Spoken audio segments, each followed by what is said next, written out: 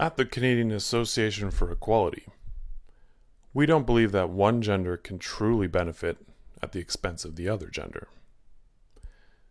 We believe in he for she and she for he.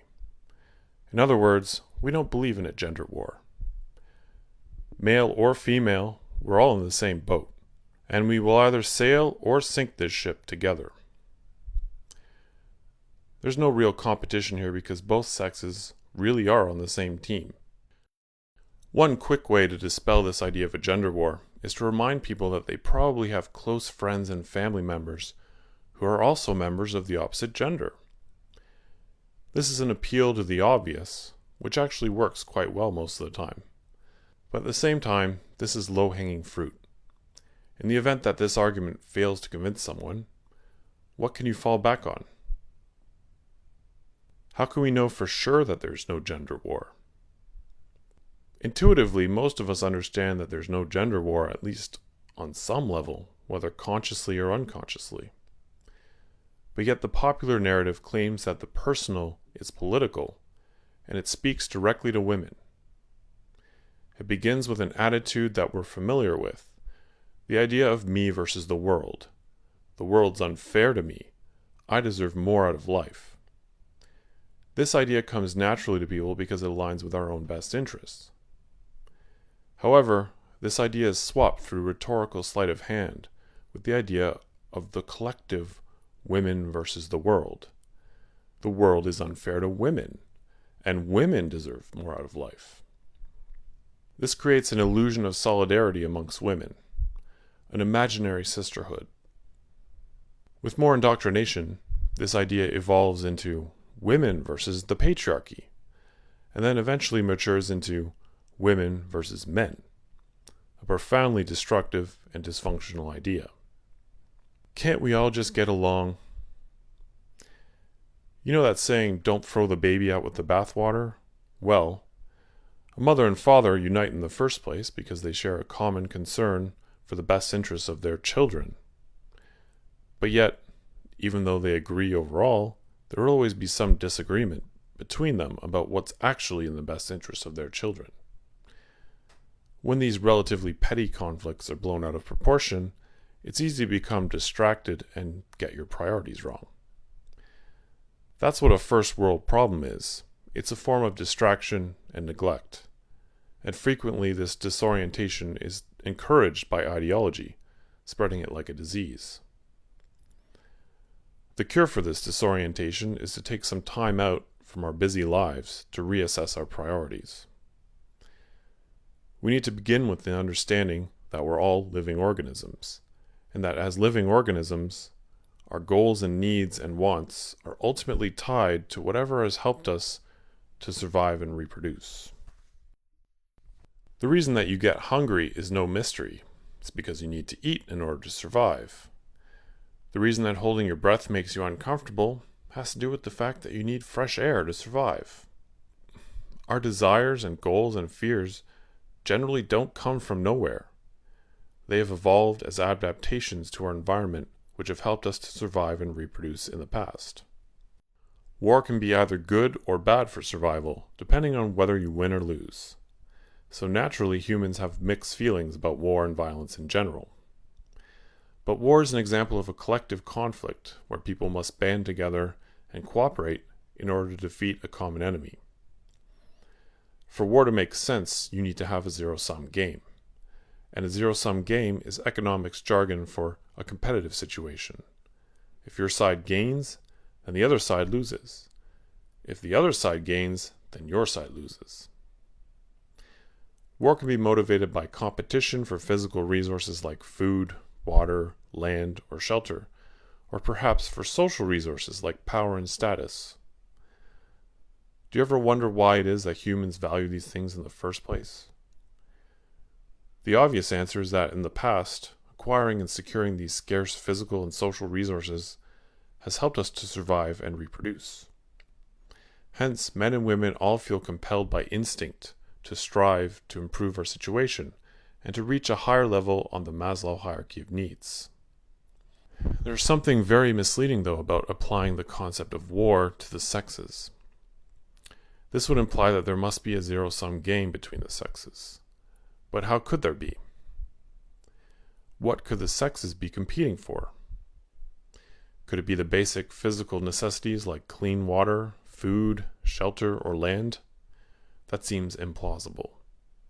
If one sex were to lose access to these basic life-sustaining resources, then both sexes would obviously perish.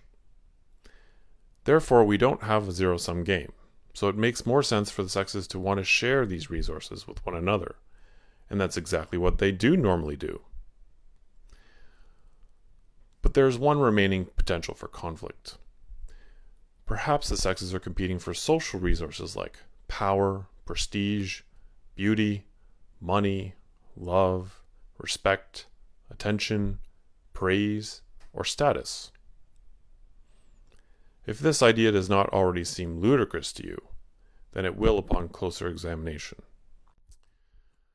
Of course, it's easy to understand why individual men, and also individual women, would want to acquire more and more of these social resources for themselves, at the expense of everyone else. We all want to move up in the world and move up along that Maslow hierarchy of needs. We live in a society where the vast bulk of our time, energy, and money is spent on costly impression management and competing for social resources, not survival resources. What we consider to be necessity is often really just a luxury. The best explanation for human greed, frivolity, and waste is the Zahavi principle. The goal is to send a message to others that you have money to burn by finding conspicuous ways to waste your money. Men try to impress women by signaling power and status, and women also try to impress other women. And this competition creates an arms race that drains away more and more of our collective resources. In the Western world, at least, we primarily have heterosexual and monogamous mating patterns combined with some freedom to choose our own mates. Therefore, just as with every other species, men are competing with other men for mates, and women are competing with other women for mates. We know instinctively that it's very important to do as well as possible in the mating game.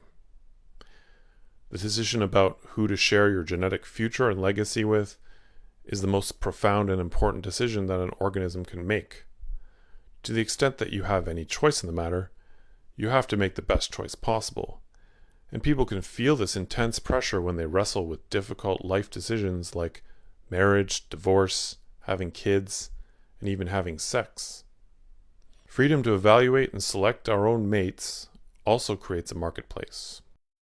Doing well in the dating market means that you have more power to attract people who you want to be with, and it also means that you have more power to reject people who you don't want to be with. Being attractive means that you can afford to have higher standards. So because people prefer to raise their standards, they also invest time and energy on becoming more desirable. This might all seem like common sense, but it still has to be made explicit.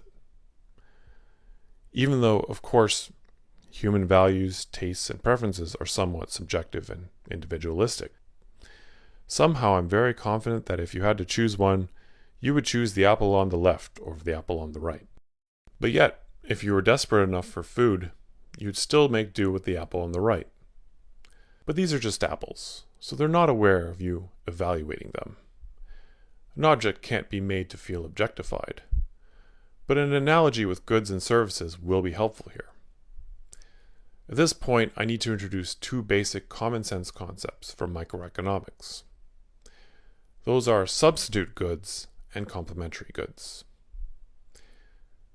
Beyoncé's hit song, Irreplaceable, might seem innocuous, but it's anything but.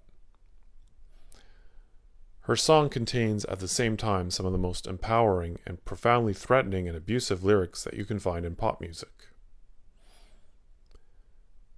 I could have another you in a minute. Matter of fact, he'll be here in a minute. So don't you ever for a second get to thinking you're irreplaceable. That song says everything that you really need to know about the power dynamics in intimate relationships. You don't have to be perfect by any means. You just need to be a more attractive option than your competition. One of the end results of the mating game is that the most desirable men by female standards usually end up being paired up with the most desirable women by male standards, and the least desirable also pair up with the least desirable out of desperation. When you consider the fact that what women find most attractive in the opposite sex diverges somewhat from what men typically find attractive in the opposite sex, then it shouldn't be surprising that men and women present themselves and express themselves in different ways, in gendered ways. Men and women express themselves in ways that are biologically influenced, but also socially constructed. Gender characteristics are partly a result of evolved biological differences, partly a result of competition with your rivals, and partly the result of conforming to the gendered fashion trends and cultural traditions that we are immersed in. But none of this would seem plausible to you if you thought that you already knew that gender norms are in fact a result of gender conflict, and that the purpose of gender is to perpetuate a system of patriarchal domination. Seriously though, why should we assume that gender at the societal level must play some grand functional role? There clearly is an arbitrary and performative aspect to gender, but the mere fact that it's socially constructed, at least in part, does not actually imply any oppression or conflict. Even though everyone, including both men and women, is competing for scarce social resources, the primary reason that we want these things for ourselves in the first place is so that we can do better in the mating game. Not only that, but we also want our children and our grandchildren and our great-grandchildren to acquire these social resources so that they can do as well as possible in the mating game. The struggle doesn't end when you finally settle down and have kids. It just begins all over again. And it's hard to say when the struggle first began. Our ape ancestors were also highly competitive, sorting themselves into dominance hierarchies.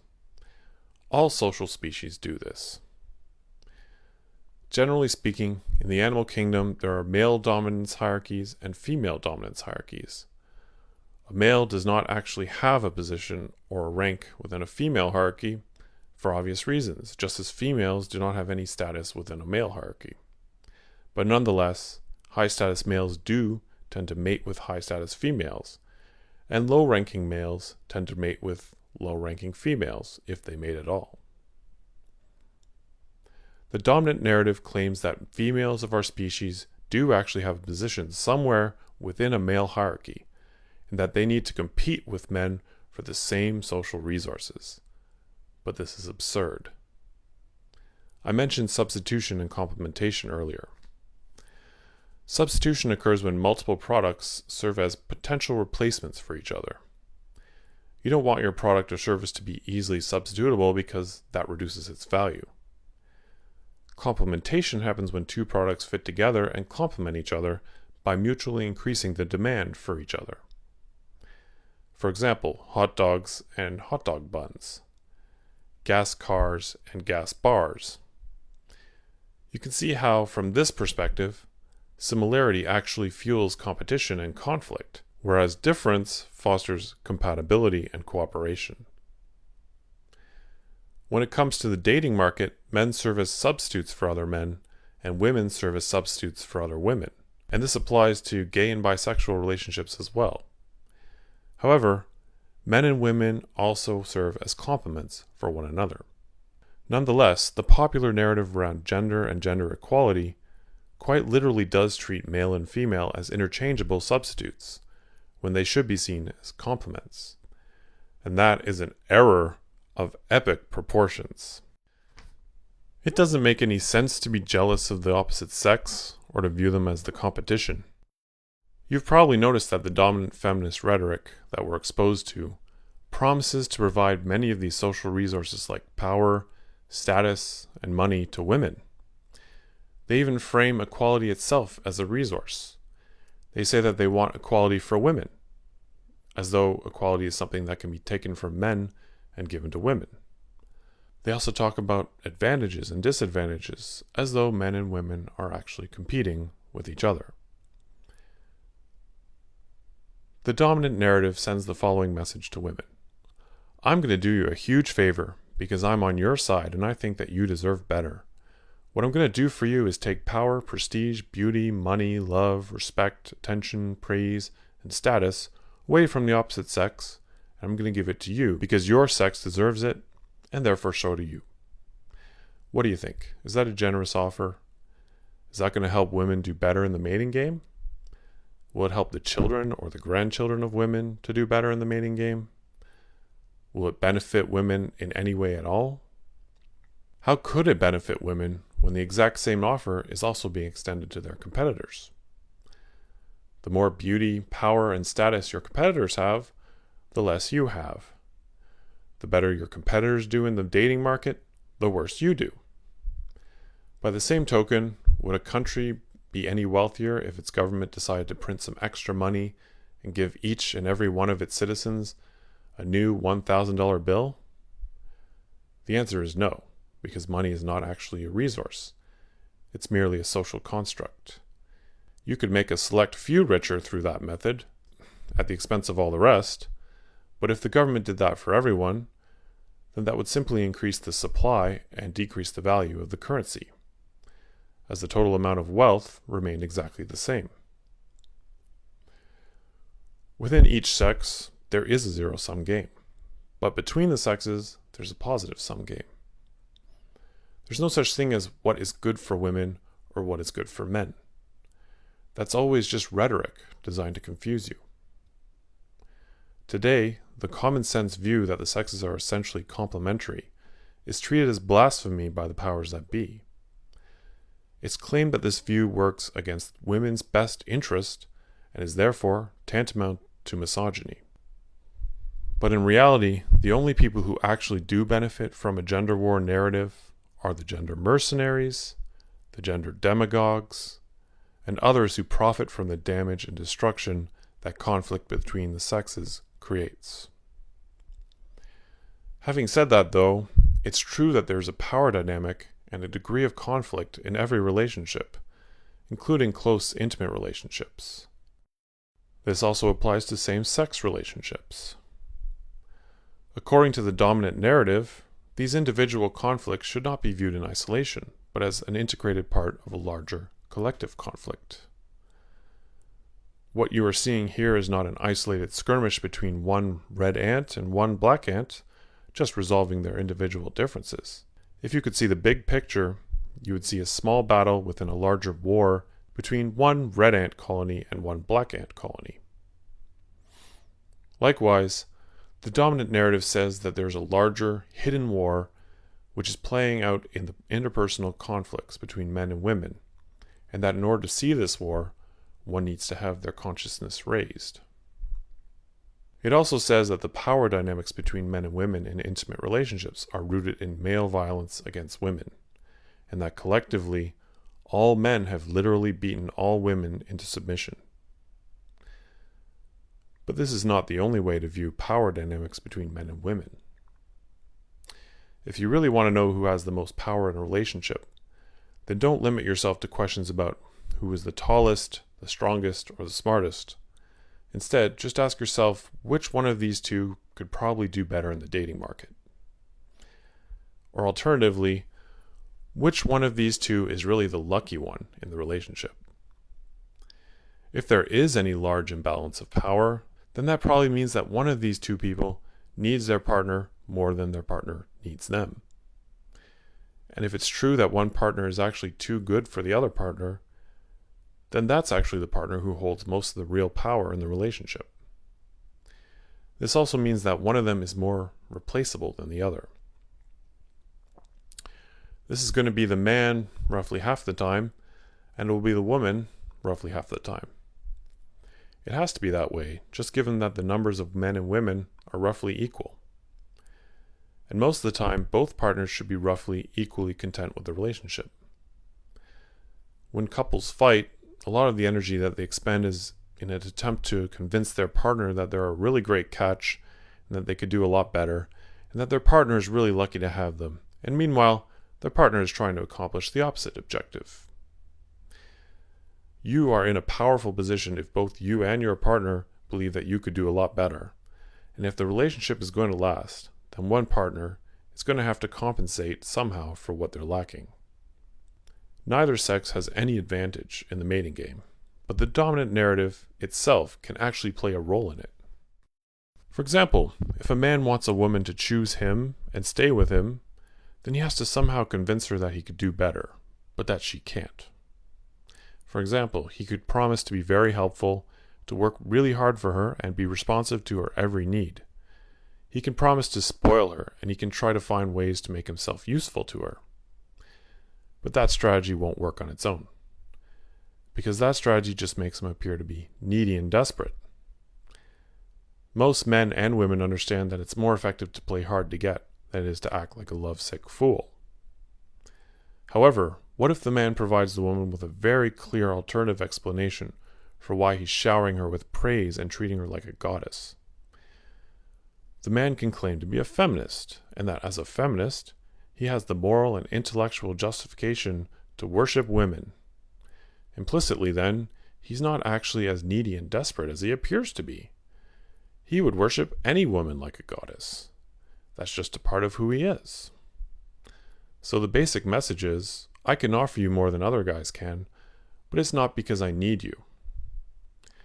This ruse can actually work if it's believable enough, but in order to make it believable, you really need to become a devoted preacher for the faith. But what about after you have children and leaving becomes more difficult? Doesn't that make you powerless? Well, no, because now we have no-fault divorce for people who want a divorce for any reason and no reason at all. Marriage vows are now just a formality. They don't have any teeth anymore. Parents also sometimes fight over their children. When a child is jealous of the love and attention that their sibling receives from their parents, we call that sibling rivalry. But when a parent becomes jealous of the love and attention that their child gives to the other parent, this can lead to parental alienation. Parental alienation is not good for anyone, and we should be doing what we can to recognize it and deal with it. But unfortunately, the dominant narrative is gynocentric. It implies that you should always side with the woman, that the woman's always right and good. It identifies the feminine way as normal and the masculine way as deviant. So of course mothers make better parents. Oh, and by the way, a woman needs a man like a fish needs a bicycle. Fathers are not necessary, according to the narrative. So resources are provided to mothers, but denied to fathers. The truth is, children are far better off with both parents.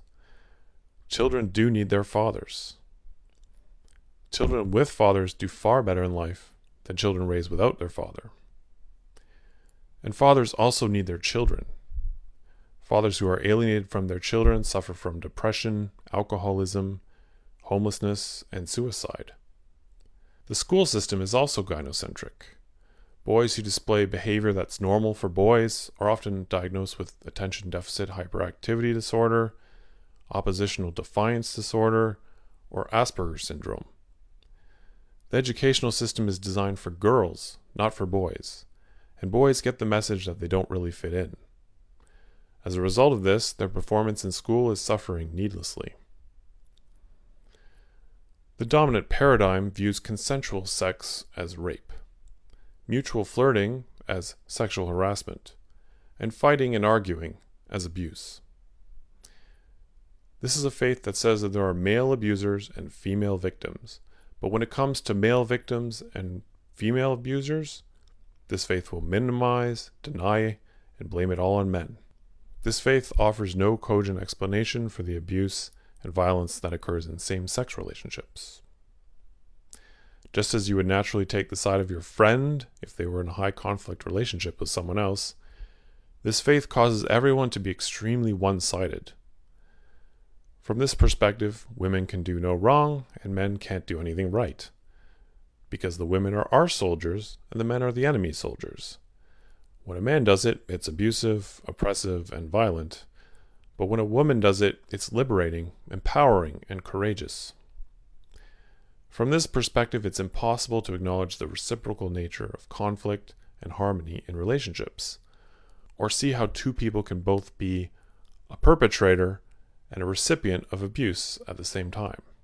This faith separates abusive behaviors from their interpersonal context and then reintegrates them into a larger political and historical context. Instead of promoting reciprocity as the backbone of society, this faith views reciprocity as part and parcel with oppression. The husband and wife relationship is then seen as analogous to the parent and child relationship, or to the master and pet relationship. Woman abuse is treated as analogous to child abuse or cruelty to animals. And any other perspective is seen as victim blaming. The dominant perspective also challenges our innate sense of justice because it ignores interpersonal reciprocity, and it replaces this with a collective and historical model of reciprocity where one person can be punished for something that another person did long before they were born. Even though this perspective is normally called feminism, and we clearly do challenge this perspective, this does not actually make us anti-feminists. Clearly, we are saying that this perspective is mistaken and also harmful. But there are many other perspectives that are also called feminism. And of course, nobody wants to be proven wrong or be made to look either foolish or dishonest. But that's the risk that we accept when we explore and test new ideas. Dialogue is not hate. Dissent is not hate. Disagreement is not hate. Truth is not hate. And it's only dangerous to people who hate the truth. Ironically, though, protecting your ideas from criticism does not demonstrate confidence in their validity. What it demonstrates is that you don't actually believe them in the first place. This is why free speech maintains the moral high ground, in spite of the strong resistance to it. We all recognize the inherent corruption and dishonesty that comes along with censorship. And that's why CAFE is so big on freedom of speech and other related freedoms. And we have many self-identified feminists who are fighting with us on this front. They usually call themselves libertarian feminists or individualist feminists, though. People such as Tammy Bruce, Camille Paglia, Christina Hoff Sommers, Wendy McElroy, Donna Laframboise, and Kathy Young. These women also disagree with the dominant narrative, just as we do, but because they identify under the feminist label, it's much harder to attack or dismiss them for having an axe to grind with feminism. At the Canadian Association for Equality, we think that gendered labels such as feminism and men's rights only distract from and obscure the important problems and issues that really are worth discussing and debating. Fortunately, we are living in a time of crisis. There's a massive upheaval that has been developing for the past 5 or 10 years. The dominant narrative does not appear to be sustainable for much longer. But for now, the degree of fear, conformity, and hypocrisy amongst activists continues to blow my mind. Everyone seems to be afraid. Even the preachers of the faith very often don't believe their own sermons, but yet they feel compelled to maintain the status quo just to avoid rocking the boat and being attacked or ostracized. They have been viciously attacked before, and they don't want that to happen again. They've been the victims of slander and ostracism just for deviating ever so slightly from the party line. Raising awareness is great, but it's not sufficient. We also need to raise meta-awareness. That is, the awareness that we're not alone. The awareness that others are also aware. It's not enough to know that the emperor has no clothes. Of course you know that. Everyone can see that. It's equally important to stop pretending, stop playing along, and speak out and be loud and proud about it.